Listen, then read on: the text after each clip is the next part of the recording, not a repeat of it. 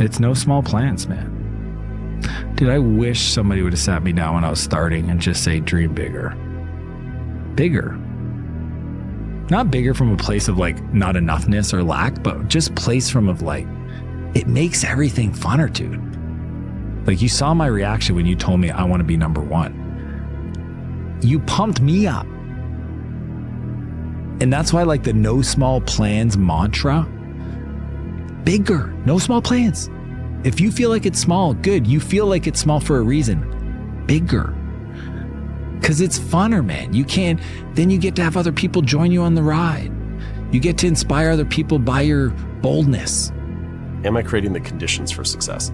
So I had a really good stretch of training in the gym. And then about 2.5 years ago, I was in pretty good shape. And then I had a year where it was just like really inconsistent. I missed a lot of workouts, things sometimes would go well, sometimes it wouldn't, whatever. And after that year, I was like, okay, so I got to change something. And on the surface, you look at it and you think, I'm having trouble with the workouts. You think there's some problem with, exercise. But that was actually not the problem. The problem was I wasn't creating the conditions for success. And so there were lots of other things that were intervening and like interrupting my day and making it easy for me to miss. So this last year I hired a trainer and he shows up at 11 a.m. every, 4 days a week. And when he gets there, every single time it's a hassle because I'm in the middle of something. Right? Every time I've got something going on and I kind of am like annoyed by it that he's there. But we're creating conditions for success and it makes sure that I get down there and I do it. And then every time when I get done with the workout, I'm like, I'm glad I took the time to do that. So if you sit in a room full of people who are making a bunch of money, everyone understands this. Your network is your net worth. You're the sum of the 5 people you spend the most time with. Everybody understands this. And then they still hang around with fucking losers because they're dummies.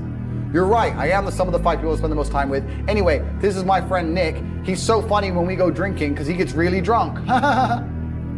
Losers. I don't talk to anybody who is not winning. Everybody whose every phone call I will answer, if I answer a phone call, it is from a winner. I don't talk to losers. Everyone I talk to is rich. Everyone I talk to is making money. Everybody. If my entire reality is full of multimillionaires making money, how am I not going to make money? And this is why network is so important, is because it's the same reason that wolves hunt in packs.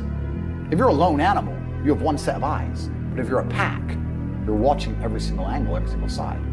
Never forget to train your mind. In life, a lot of us work our ass off, trying to get to a better place, a place that makes us feel better about ourselves. Some people want to do ultra races. They're starting to PR during training. Some people want to be a lawyer or a medical student. So they're taking these practice tests and they're crushing the practice tests. But guess what happens? Once you get to the actual event, your mind isn't ready. Your mind's not prepared. You've been studying, you've been training, you've been working out, but your mind's not prepared. Story for you. When I was 19 years old, I was going through the Air Force trying to be a pararescueman. I was doing push-ups, sit-ups, swimming. I was doing all this shit, knocking out of the park. One of the best in the class.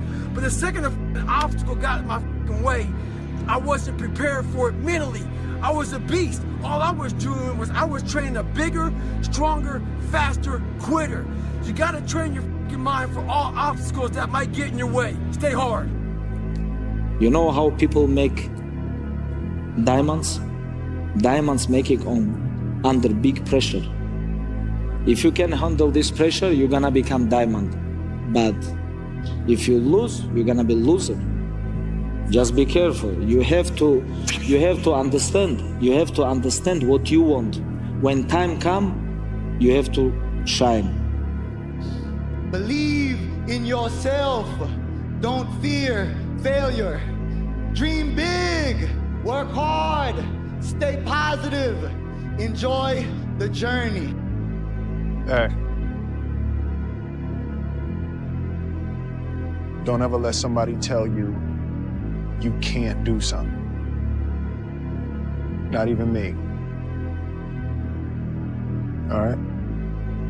All right. You got a dream, you got to protect it. People can't do something themselves. They want to tell you you can't do it.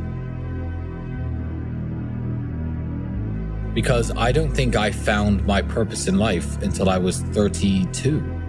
So I feel like my purpose in life now is to set a good example for young men in a world that doesn't have any good examples.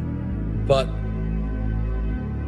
I don't think everyone is going to reach that level of enlightenment with their mission. And I don't think everyone should, because when I was 28, when I was 29, I was very happy.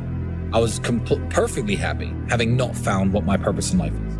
And you know what? I may think I know my purpose in life now. When I'm 40, I may realize it was actually something else and find something else. No, I don't believe life has to be a purpose. I just believe in making sure that you are happy and making sure that that happiness is spread as much as possible to the people you interact with and the people around you. That is a way to live a fulfilling life. You don't have to have a mission to live a fulfilling life, or a purpose. You could live, basically by yourself your whole life. But if you really enjoy yourself and you really enjoy this trip around the sun that we're all taking, and everywhere you go, you're polite and you're nice and you're kind, who cares that you didn't impact the world? You don't need a purpose. It's easy to give up. Hell yeah.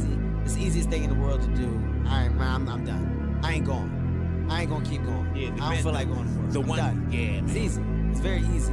But what's hard is going, yesterday I got nothing from working as hard as I could. Nothing happened from that. I'm gonna do the same thing again today, but I'm gonna try to go harder. That's the hardest thing in the world. To get up every day and give 100% and be in the same position that you were each day, but mentally know that you're trying and trying and trying. That's a real grind. To figure things out, I played to learn something, right? Because I think if you play with a fear of failure, or you play with the will to win, or that supersedes the fear of failure, I think it's a weakness either way, right? Because if you play with the fear of failing, you'll have the pressure on yourself to play, to capitulate to that fear. If you play with the sense of I want to win, then you have the fear of what happens if you don't.